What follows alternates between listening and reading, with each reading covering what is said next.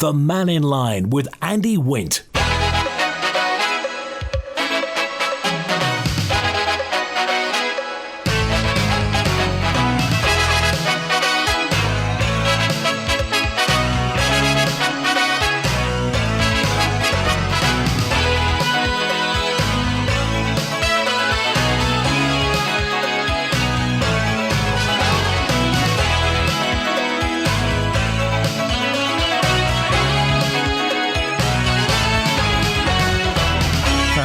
Good afternoon. We're on Mannin Line, open line today through until 1 o'clock. So the floor is yours. Whatever you want to talk about, by all means, do get in touch. Call 66 13 68.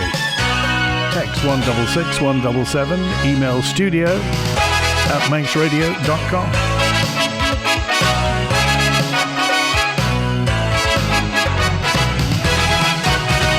Mannin Line gets lots of messages, and I don't often get the chance to read all the messages out, so some were left over from yesterday.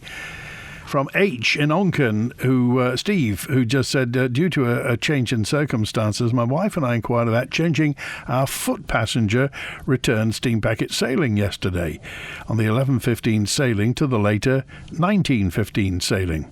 We were told that we could alter the sailing, but there would be a charge of £100 to change the sailing.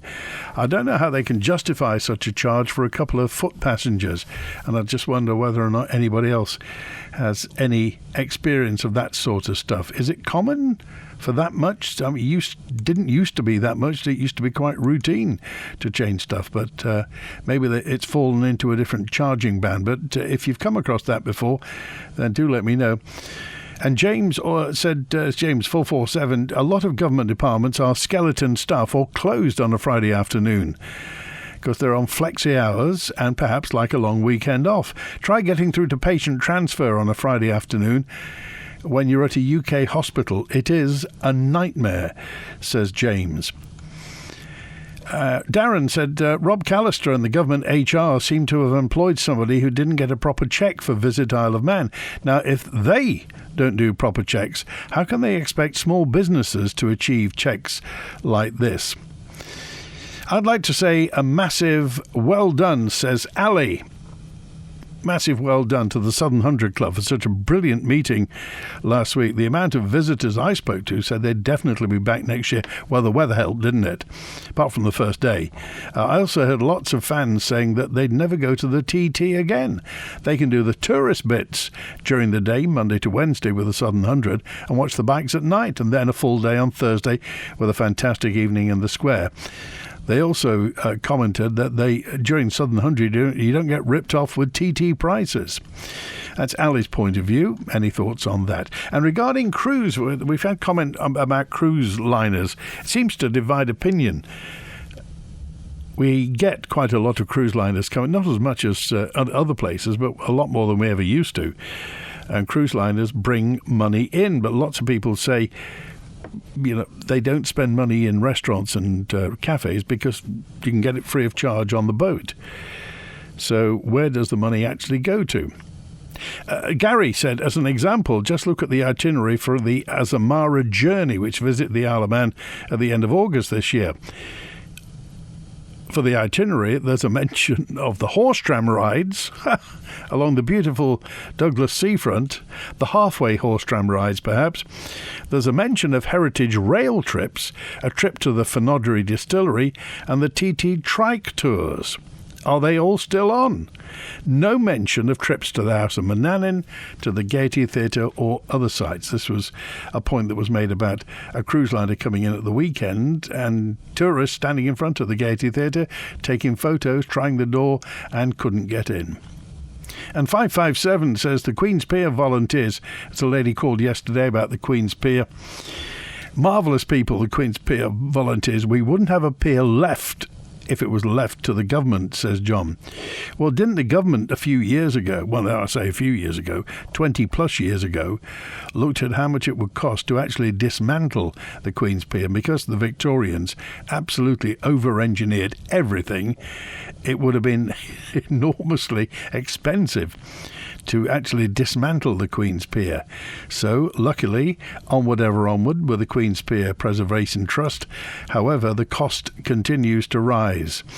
We've done broadcasts from the Queen's Pier, and it's beautiful. It is fantastic, because it isn't your traditional pier. It's not a traditional seaside pier with a theatre and amusements and what have you on. It was obviously the pier that led out to the berthing port, if you like, for the Eirystane boats.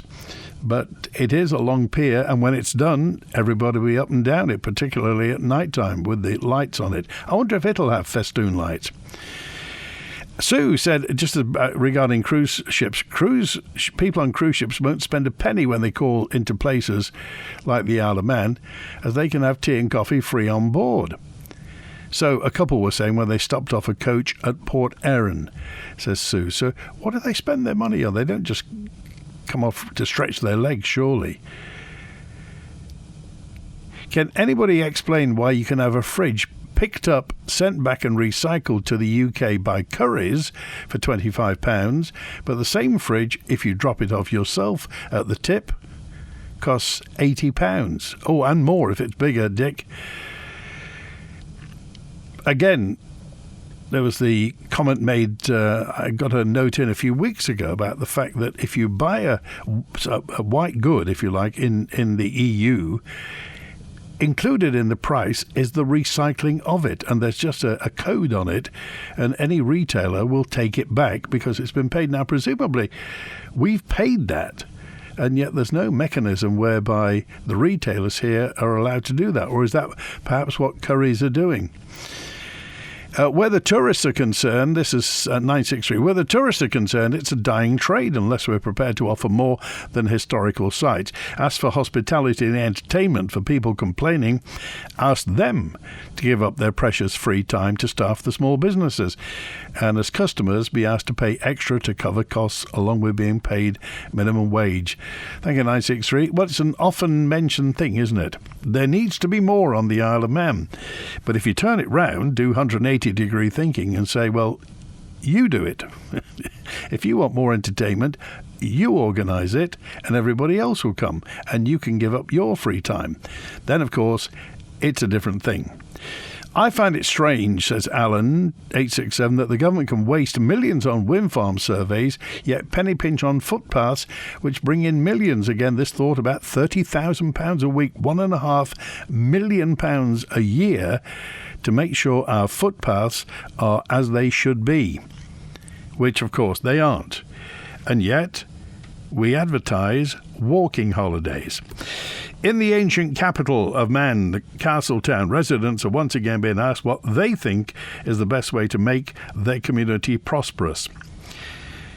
And it's centred, as it has been in the past, on the provision of parking and the closure of Market Square to vehicles.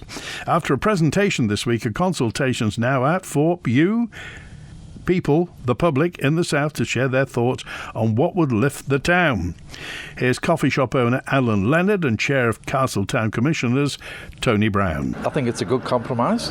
Instead of shutting it for the whole 12 months, it's the dates have got to be finalised really, but I think it's in a report that's coming out today, the public report for them. Has the lack of parking affected your business, you think? Definitely in the winter when the square is closed. It's raining today. So, people aren't going to walk around, they want somewhere to park and closer, especially the elderly. They need to be closer into the town centre. That has affected a lot of businesses in town. Well, we want a permit in terms of a delegation from the Minister. That's one of our proposals in relation to if we get what we are proposing put in place to give the Commissioners the ability on odd occasions, special occasions during what we call the winter months to close the whole area off, which actually is only where the car parking is. When it was designed, the Market Square, redesigned and redeveloped a few years ago, they specifically designated a parking area for the winter period, which consists of 17 parking spaces, 2 of which are for disabled, which are the closest to the town shops. When the square has been totally closed off, of course, we haven't been able to use that. Arbury Street in Maloo Street, the pedestrianised areas, in other words, where the shops are, they're already pedestrianised 24/7, and the problem we have there is not effectively managed, and we're going to do that, whatever happens. They've always been sort of barriers, but when they go faulty, they don't get repaired. These are the bollards. They used to come up and go down. Now they just go down and stay. And they've just been a nightmare. So basically what we're doing is saying that we will use some sort of physical barrier that's easy for, like, for example, emergency service to move them to one side. So it opened yesterday, this public consultation. It's a document setting out the Commissioner's proposals for restricting vehicles into Castletown Market Square. Now you can obtain copies of the Commissioner's consultation document, which provides details of the proposals. Get it from the Town Hall in Castletown. The document, for which there is no charge, is also published on the Commissioner's website with a link on the Commissioner's Facebook page as well. Now the consultation runs for 6 weeks from yesterday through to 5 o'clock Tuesday 26th of August. You can write your comments to the Commissioners at the Town Hall, Castletown, or email any comments to the Commissioners at ctms@castletown.gov.im. And they encourage you to consider the proposal set out in their public consultation document and would like comments from you. It's a vexed question, isn't it, as to whether or not the cars should be allowed in Castletown Square, and particularly if you did used to park there and couldn't because it was pedestrianised, or if you like it pedestrianised, they'd like your input as to... Anyway, you heard Alan Leonard from the coffee shop and the chair of Castletown Commissioners, Tony Brown. Now, basically, the main points of the proposal are to define a visitor season from being May to September, and a winter season from September to May, an Easter period being the Thursday before Good Friday to the Tuesday following Easter Monday. So it will be a compromise. But having said that, now Castletown, it's fair to say, is not what it used to be. There used to be 3 banks in Castletown, and that was a big reason that people used to often stop at the square, popping into the bank. And when he popped into the bank, he'd often sometimes pop into the other shops, into the bakery, into the co-op, into the gift shops, into what used to be ShopRite. So what can be done for Castletown? If you've got the answer, I'm sure they'd love to hear it. But the consultation's open until 26th of August. Regarding comments about the expense of pet care, says 768, you have to remember that pet care is the equivalent of private health care for people paying to be treated by specialists, so it's not going to be cheap. And that's H. It did used to be relatively cheap, didn't it, vets? But now times have changed. Maybe it's something to do with pet insurance. Who knows? Well done to Michael for speaking about the trees. Michael called in yesterday and gave us his story about this rogue monkey puzzle tree that he can't get rid of because DEFRA won't let him get rid of it, but is pulling up his driveway and other things. A new law is needed, says 382, that trees can't be planted within 500 yards of a property or a road. All trees on the Peel Road need to be removed and small hedges put in their place across the Isle of Man. Road trees are going to kill somebody walking or in a vehicle. We can be the new driving force to make big trees banned, says 382. My heart goes out to that gentleman, says Sue. My husband's been going through the same medical treatment as well, so I can't imagine what he's going through. Obviously, Michael is battling the government regarding this tree and battling his own ill health at the moment. H said, I totally agree that forest-sized trees shouldn't be planted in residential estates near houses. They might look nice as saplings, but they grow huge and they need space to grow and to spread. The roots can damage infrastructure.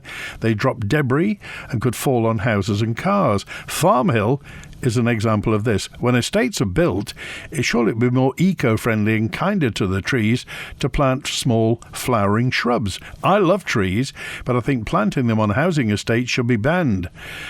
Paul Michael, I do hope somebody can help.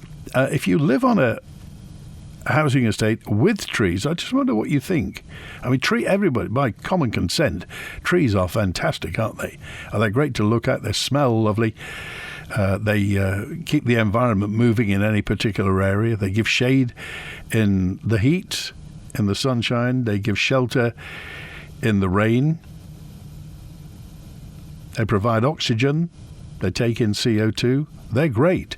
However, that's unless you've got one towering over your property.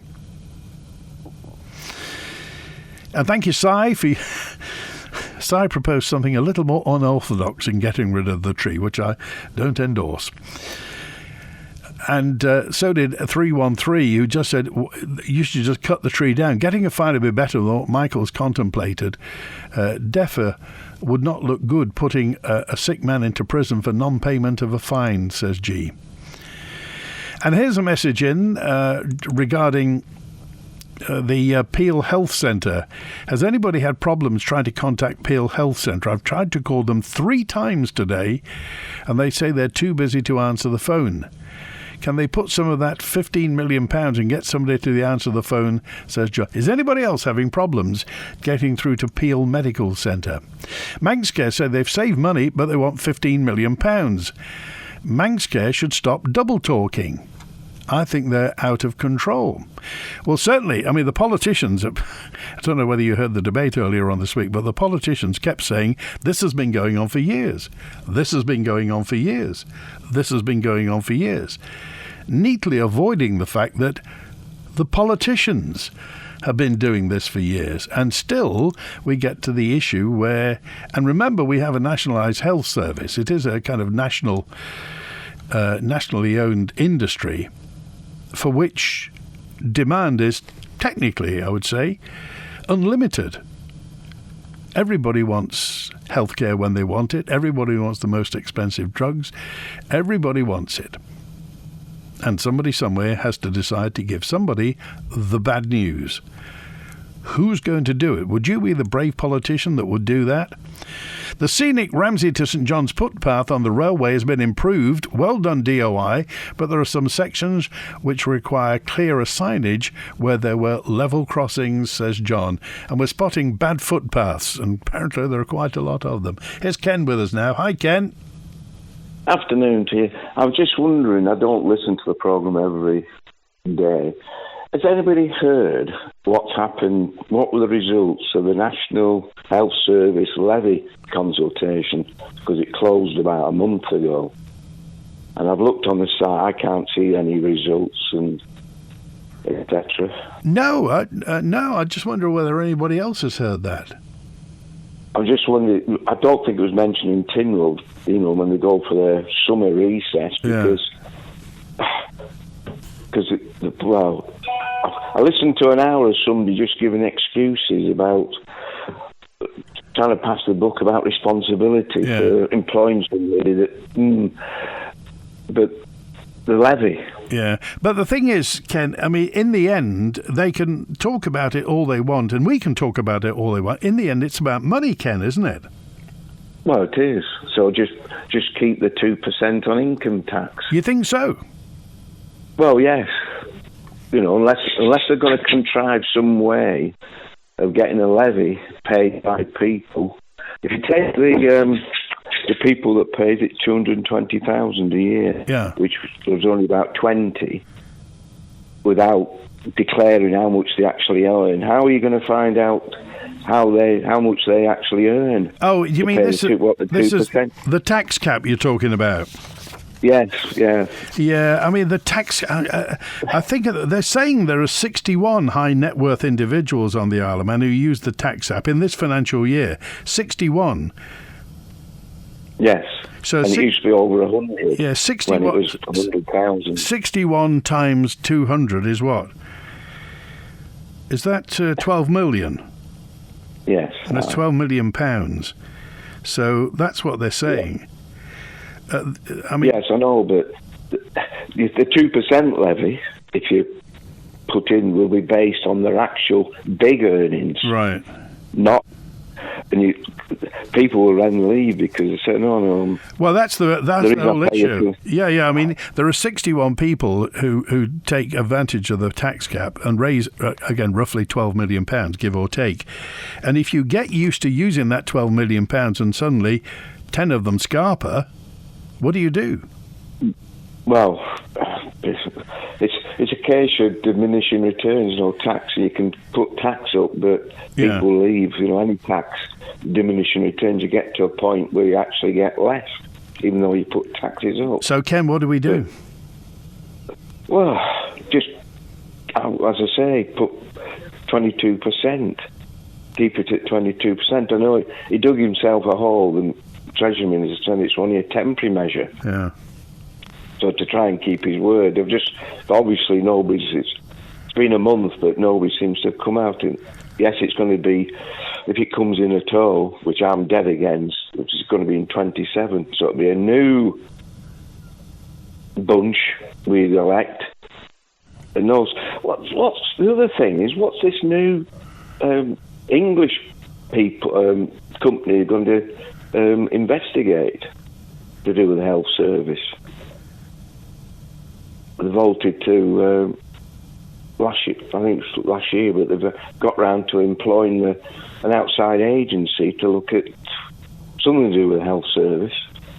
Well, you just wonder why we seem to have endless consultations, and it's always it's a company from off the Isle of Man trying to tell us what to do. And remember, it was the Sir Jonathan Michaels report that said we should have Manx Care. Yes, well, I do wonder about that. All right. Okay, Ken. Right, it's good to hear from you. Thanks for calling us today. Well, I just wonder what your thoughts are regarding this. The tax cap. There have been calls for the tax cap for wealthy Isle of Man residents to be scrapped. But there are fears that entrepreneurs would just basically restructure their financial affairs or just move elsewhere if the tax cap were removed. A former government minister is calling for the tax cap for wealthy residents to be scrapped. The tax cap was introduced in 2006 as part of the then government's policy to attract wealthy entrepreneurs to the Isle of Man. Now, over the years, it's risen from the original £100,000 for an individual to £200,000 for the current financial year. Basically, you pay £200,000 tax no matter what you earn. There are 61 high net worth individuals who've elected to use the tax cap in the current financial year. Now, do we gamble on putting that up, or do we put tax up? Because at some point, somebody's got to grasp the nettle regarding Manx Care or DHSC. At some point, we've got to say, we're going to invest in this. And keep on kind of running round and saying, it's going to be this, no, it's not, yes, it is, no, it isn't. Where does that leave us in the end? If you can solve this, then I'll give you a Mannin Line tea towel. It's worth that much. Regarding Michael and his tree, says Jude in Colby, I wonder if he could try contacting his MHK. That's what I'd do. He didn't mention that and said it didn't really go anywhere.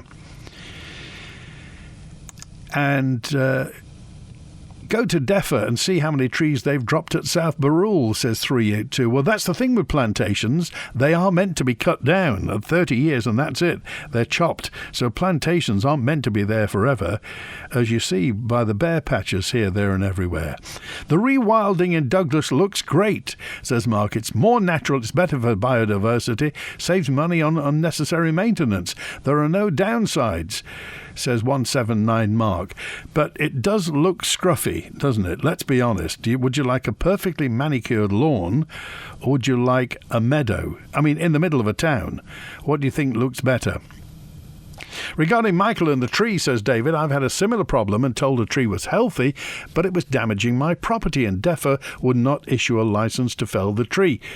So I asked them to issue a letter of comfort stating default will be my responsibility for any damage that the tree caused. 2 days later, they issued a licence, says David. Welcome to the Miller Chaps of Ramsey Summer Sale, where you'll find fabulous reductions throughout the store, from beds and flooring to sofas, cane furniture and accessories, rugs, pictures, mirrors and even wallpapers. Plus, the friendly Miller Chaps team are here as always with a warm welcome and expert help and advice when needed. Don't miss the Miller Chaps of Ramsey Summer Sale, now on. Creating a home where you'll love to be.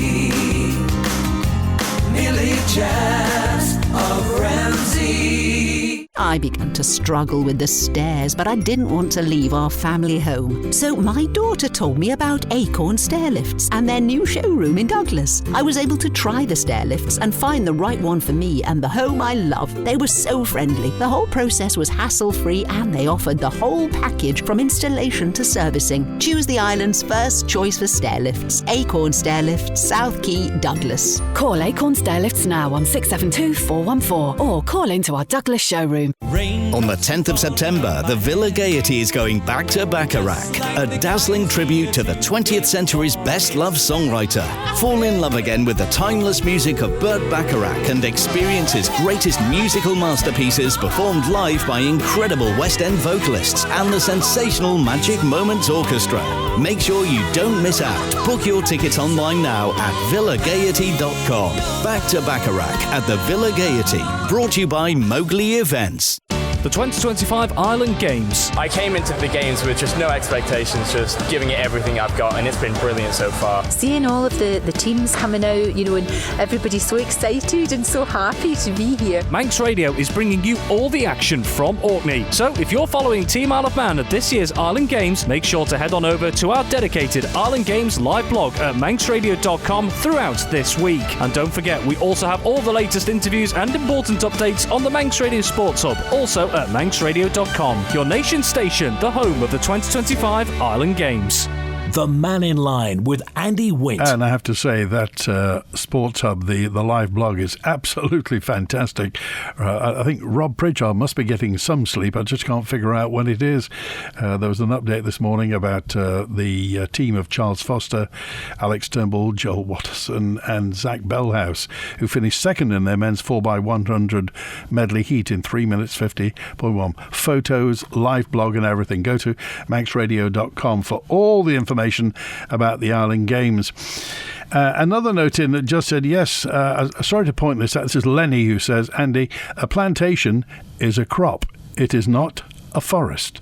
The plantations are there to be harvested. They're planted to be harvested. That's why it's called a plantation. We've heard recently about redeveloping Douglas Promenade. It goes on, doesn't it? Remodelling the prom, taking the parking away. In particular, the sunken gardens and the green space up Queen's Promenade towards the Empress Hotel. The leader of Douglas Council says he is thrilled that the scheme's now been granted planning permission. It's suspected to cost £1.4 million and will see a new play area and skate park installed in the Marine Gardens, whilst further along new seating and a beach shower will be built. Councillor Devon Watson believes it's important that for Douglas City Council to invest resources into making sure the area is high quality and protected from storms and high tides. Absolutely thrilled, and I'm thrilled for the committee and the officers who've done all this work, but I'm also pleased for the more than 600 people who consulted and helped form and shape these plans. As a council, we're really keen to have people involved in the construction and development of infrastructure. So this is a win for all of the people who contributed and helped make this happen. Raising a family in Douglas is ruinously expensive, or anywhere on the island, and being a young parent can be hard, and people desperately need spaces where they can bring their kids, where they can have a good time as a family without the expectation of being charged directly. So this is going to be a win, and hopefully by the end of this administration we have some really good facilities that people are really proud to use. A lot of residents will be quite overwhelmed by the fact it's going to cost £1.4 million. So would you be able to explain why it's going to cost this amount of money to develop? Yeah, this cost is going to be spread over 2 or 3 decades. I think it's very easy to sort of focus on the cost of things, but also sometimes neglect the value of things. I mean, really decent play equipment does cost a decent amount of money, but we're also going to be going out to tender to get that best value for money over the long period of time. We also have to make sure that this equipment is safe, that it is resistant to sea pressures, resistant to storms, and that does mean that you have to invest a lot more in the area. This is also the gateway and the entrance toward the city, so it's really important that we invest those resources into making sure that this is a decent, high-quality product. But assuming everything goes to schedule, hopefully this work is constructed and done sometime in 2027.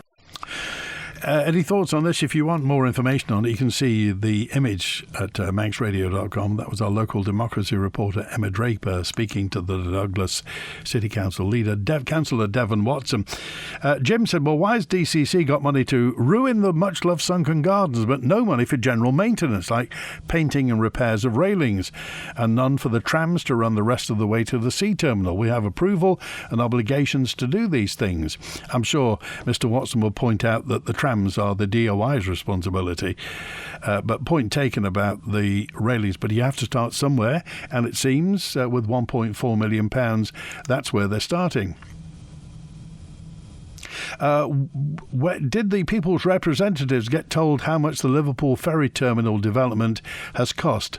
No, not yet. Apparently, the Treasury Minister said it wasn't appropriate because they're still going through negotiations. Somebody's arguing about it, aren't they? Somebody on one half is arguing about the other half. So we'll find out eventually, and it will come out. Echo the thoughts about the message of the Southern 100, a far better event than the TT in every aspect. More and more people are coming from the Southern 100 now instead of the TT, says 9-5. Well, the TT is enormous, let's face it. And the TT does get 2 weeks of television coverage. But anyway, point taken. Barry says, did the Treasury Minister's bill to Tynwald stop the EPA for self-employed workers? Was that passed? We'll find out for you, Barry.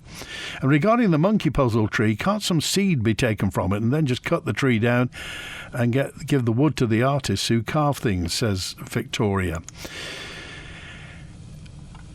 The DOI apparently is refusing to allow volunteer groups to go and maintain footpaths as government won't take the liability. They aren't insured or trained to do so. We're talking about getting volunteer people to go and do the footpath. Many people will do this. If you knew you could, then I'm sure groups would get together and go and tackle the footpaths, take the strimmers and the shears out and what have you and clear that. But DOI won't allow it. Not insured, not trained. How much training do you have to clear a path? Oh, the news about the Manxman. Wilf called in the other day and said, why doesn't the Manxman go to Dublin? Is it because she doesn't have lifeboats? Well, the Manxman, this is Dean who emailed me, and Dean said the Manxman doesn't operate to Dublin as vessels with her type of life rafts can't travel more than a certain distance away from land. And going to Dublin would exceed that as it's further from land than the other three routes. But the company has Mannin and the Ben Macree, which can go to Dublin. So basically the Manxman will be too far out at sea with that type of life raft, the slidey down inflatable thing, because obviously she's not that far from land when she's going from here to Belfast or here to Liverpool or to Heysham, but Dublin is a bit too far. So as it stands at the moment, the Manxman couldn't. Whether or not they'd want her there, we don't know. You never know. Julian's here. Hi, Julian. Hi, Andy. How are you doing? Well, we're well. It's a lovely day, isn't it?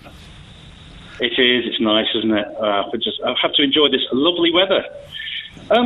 Just a couple of points. Michael's tree situation just shows how DEFRA, I don't know, maybe it's lack of qualifications in certain areas there where I don't know, it seems strange that somebody's house is getting broken up for the sake of a tree. As you say, you could reseed it. Somebody else texted in mentioning about if you have a plantation and harvesting it. The only thing is, which I think people are beginning to forget, is that Earystane was planted over 70 years ago. So it's too late, because the usual rule of thumb is you have to see how it goes and take them down within 30 years. So what you've got now is it's naturally rewilded itself. So at the moment, you've got Sitka spruce, lodgepole pine, native rowan trees and willows. And because time's gone on, and it's very quiet up there, so you haven't had much disturbances. I know I've got some friends who like to go bicycling up there and stuff, and you see a few people walking, but it's very quiet. So it's not got trodden on much. So you've got sphagnum mosses, you've got ferns, you've got lichens, you've got a diverse fauna of birds, including birds of prey, fungi, invertebrates. You've got little ponds there where you're getting dragonflies and mayflies up there. Eddie mentioned yesterday about the number of trees. The rule of thumb is somewhere between 800 to 1,000 trees an acre, and it's 183 acres. So you're looking at somewhere between about 146 and 183,000 trees up there. 800 an acre? 800 to 1,000 an acre based on those type of trees. Wow. And has Eirystane never been harvested, ever? No, but they're out of time now, I think, because it's become its own ecosystem. And I've been up there many times, and it's almost like Avatar up there. You've got these amazing, it's almost like a sea of mosses crawling over the bottom of the trees and going on. And when you walk on it, it's almost like you're on a bouncy castle. So you've got 70 years of growth, and then underneath there you've got all those understories and microbial life and fungal corridors and networks and the wildlife itself. I mean, it's not for nothing that there's loads of different kinds of raptors that are flying around there, because there's so much nature going on. And by its nature up there, it's not easy to get to for most people. You're going up the lane there's not really much parking, so it's been left quiet to basically rewild itself. So from that point of view, it makes little sense, because you're not going to do anything other than just destroy an ecologically sound place then. You're going to all the voles, mice, shrews. Eddie's mentioned it many times. What are you going to do with all that water? Because the natural attenuation, those sphagnum moss, they can absorb a huge amount of water. So you're going to release all that when you start digging down and putting concrete bases in for these for Caervai Wind Farm. And it seems also that DEFRA and I've forgotten the name of them now, Wardle Armstrong, nobody seems to be looking at the turbulence aspect of the fact that, normally speaking, whenever you see these wind farms, they're perched on top of a hillside to try and get what they call laminar airflow. So nice and smooth, which is why you get more electricity out of them at sea, because there's no rising hills or walls or anything in the way. But where they're deciding to put it is below Cronk Niari Lay, which is 437 metres tall. And you've also got the stacks out to the west, where you've got that S-bend, where you've got that valley where you can walk out and see those amazing cliffs, where it drops away. Yeah. So you're going to end up with sort of at least two sets of the prevailing wind are going to be all over the place.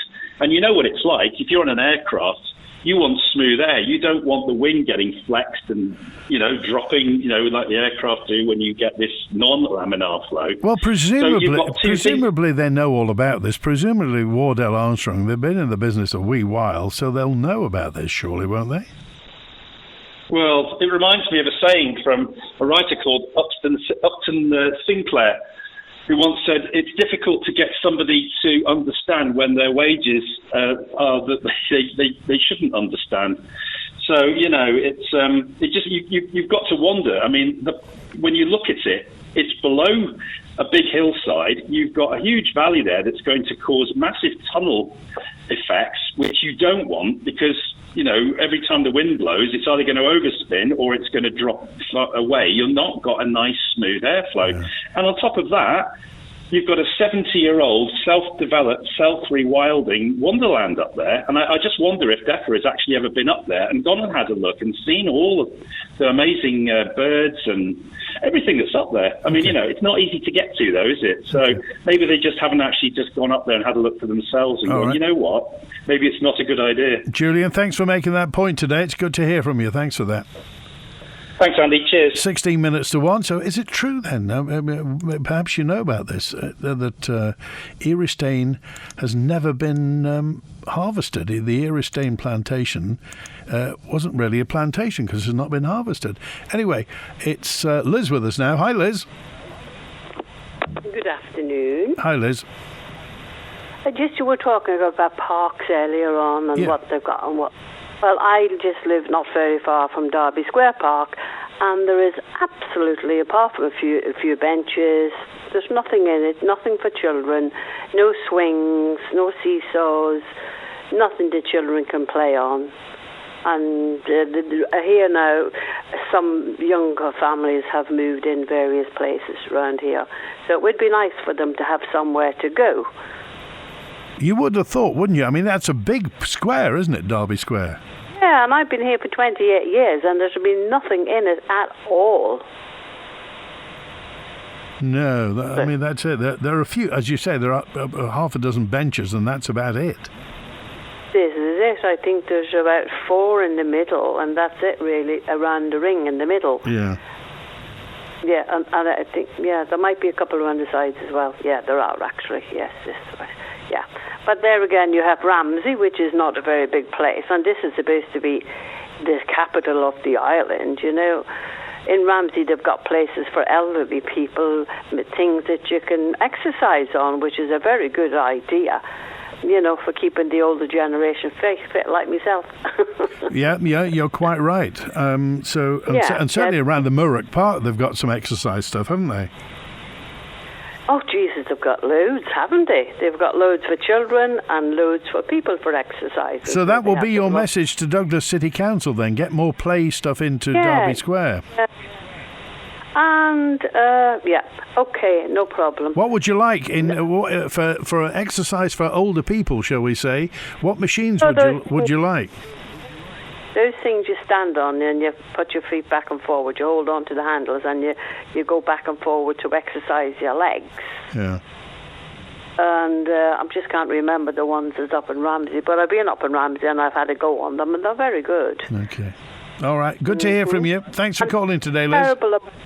That was terrible about the steam packer charging people £100 just to change their boat for a few hours. Sounds strange, doesn't it? It is. Since the steam packet's been taken over by the Isle of Man government, the fares have gone through the roof. So they have. Okay. Really, really bad. Thanks, Liz. Good to hear from you. Okay. Bye-bye now. It's 13 minutes before 1, and Malcolm's on now. Hi, Malcolm. Oh, hello, Andy. I'd just like to add my comments to a caller you had on last week, but I couldn't get back quick enough, who had problems sending either cards or gifts to his grandchildren in Southern Ireland. Yeah. Problems with mail delivery. And I'd like to say I've had exactly the same problem. Not that I've got relations there, but I ordered one of those ancestry things for DNA, which you have to send to Southern Ireland. And this was last year. And last year in 2024, in January, I sent this off. My brother had already done it. He'd got his back okay. And I heard nothing for a long, long time. And I contacted Ancestry, asked them, had they received my parcel of DNA? It's in a little box. You spit into a tube, put it in the box, and they give you a self-addressed box to send it back to them. Yeah. So, heard nothing. They claimed they hadn't received it. Anyway, would you believe, I thought, oh, goodness knows what's happened here. So I went to the post office and I filled in a claim form for the cost of what it was $69.99, and said that this is lost in the post. I'd like to claim some money back, please. Well, I've heard nothing back from the post office, and that was 18 months ago now. Nothing at all. So I sent a handwritten letter to customer services, and I got nothing back from that either. And then in October of 2024, last year, I got my DNA parcel back in the post. And I thought, what on earth is this? And I looked at it, and it had my address changed and my signature forged. It definitely wasn't my signature, and sent back to me, and said the customs had denied it. So I went to the Ramsey post office, and they said, we've had problems with sending stuff to Southern Ireland. Customs, for some reason, sometimes randomly send stuff back. Well, this had taken 10 months. Anyway, I contacted Ancestry and told them about this, and they very kindly said, we'll send you another one free of charge since you've already sent one. And I'd heard nothing back from the post office, never got any money back or anything. So they sent me another one. I filled in the next one, and in, let me think, January of this year, or February was it, I sent it off again. And that's disappeared into the ether. Nothing's happened, never heard from it. Nothing at all. So, Southern Ireland Customs are being very snotty about things by the look of it.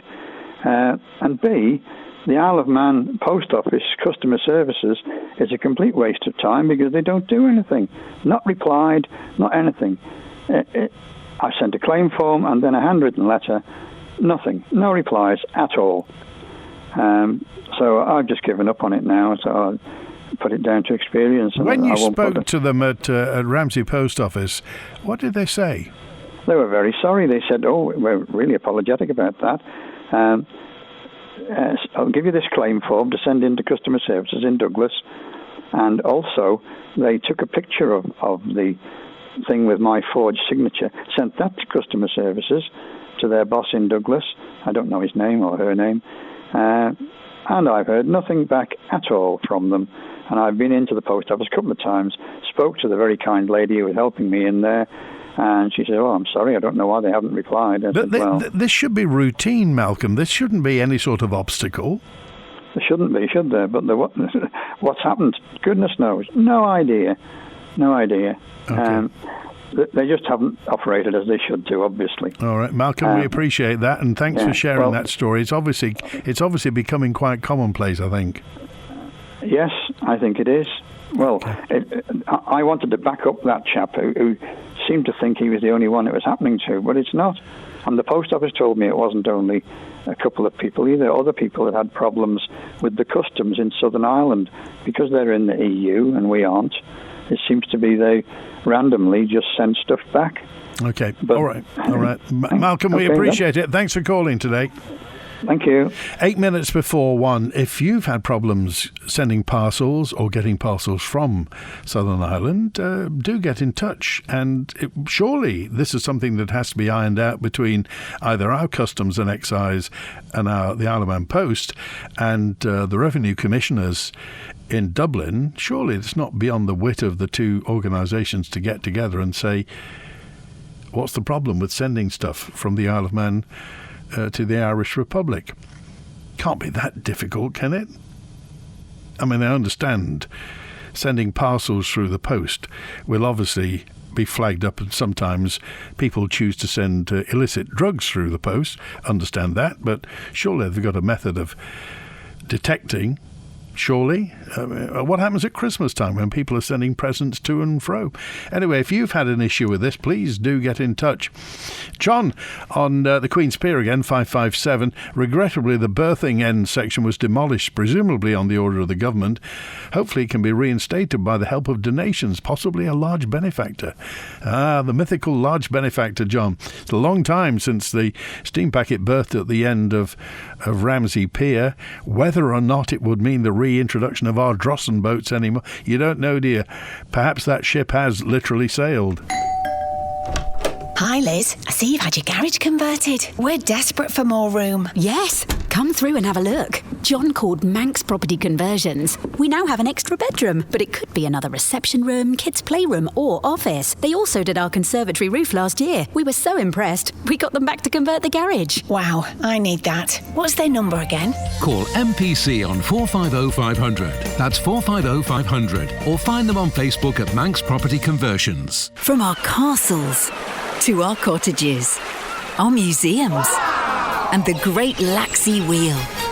You'll find hidden treasures around every corner when you visit a Manx National Heritage Site. Fill your summer making treasured memories with Manx National Heritage. Sites now open every day. By visiting, you help protect our treasured island for generations to come. Plan your visit today at manxnationalheritage.im. Tony Christie's Farewell Tour is coming to the Gaiety Theatre on 24th of July. Sing along to unforgettable classics like Maria and Avenues and Alleyways for one final magical night. Don't miss this chance to celebrate a legendary career. Tickets are available at villagaiety.com or call 600 555. Tony Christie, The Great Farewell. 24th of July at the Gaiety Theatre. The latest edition of Manx Radio's Breath Mindfulness podcast with Karen Hardman is available now. Imagine you are spending time in a rainforest retreat. Brought to you by the Good Health Store on Station Road in Port Erin. You acknowledge the tightness releasing as the warmth of the light brings you back to self-care. Tropical Paradise Retreat, the latest in the Breath Mindfulness series with Karen Hardman, and available now as a podcast at manxradio.com. The Mannin Line with Andy Wint. Baz, says Andy, Castletown Square should have parking from 8 a.m. to 11:30 a.m. Monday to Friday all year round. Using health and safety as an excuse to have no parking is crazy, especially when it's more dangerous having people crossing a busy highway. The rise and fall bollards, I heard, cost £100,000 and the commissioners were told they would never work. Tynwald ends this week. This is Andy on 667. Tynwald ends this week for the summer break. Next schedule sitting 21st to 23rd of October. Any ideas what gets done during that period? Well, they say a lot. Any politician will tell you that a lot gets done. It's just that there's no sitting of Tynwald. I'm not speaking on their behalf, by the way. I moved here in the early 1980s, says this correspondent. When the Mannin Line's not on air, call Manx Radio to leave your opinion for broadcast on 682 631. And what a decline I've seen in the care of the Isle of Man and our communities. Local small businesses trodden down to the ground by the Big Ten. The government's allowed our beautiful realm to be stripped of its heritage, self-sufficiency.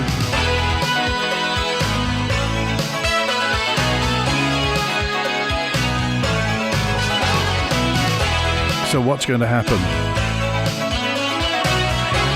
The turbines, the endless list of government failings to the people. Have a good day, says Cece. Well, you have a good day yourself, Cece. Thanks for that. We're open line tomorrow, Thursday and Friday. Next Tuesday, your Chief Minister, the Eire Michael Emitzke, Alfred Cannon, is on Mannin Line. If you've got a question you'd like to put to Mr. Cannon, either take your chances on Tuesday or email manninline@manxradio.com or call the answer phone on 682 604. WINT